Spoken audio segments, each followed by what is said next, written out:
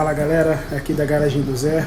Hoje a gente segue aqui para terminar de fechar esse pé de coluna do lado do motorista, e ainda, se der tempo, a gente ainda troca a chapa que precisa trocar aqui no fundo do lado do motorista também. Então segue o vídeo aí. Ó, aqui eu já limpei, já passei um convertedor de ferrugem, já joguei uma tinta. E agora é só tampar só. E se der tempo ainda hoje a gente troca essa lateral. A peça para colocar ali eu já arrumei ela, já furei para dar os pontos de solda. Já limpei tudo. Já deixei pronto, já agora é só soldar. Então, vamos lá.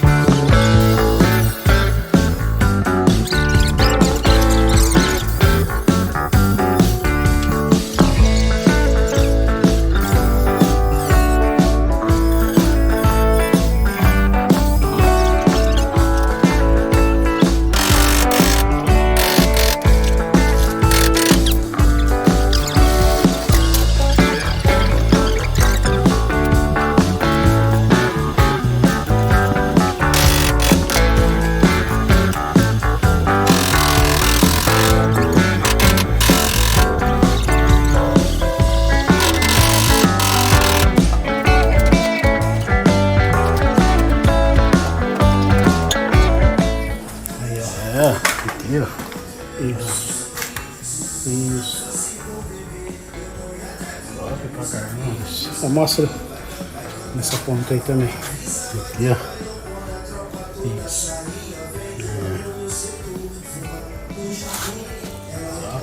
Boa. Aí, ó.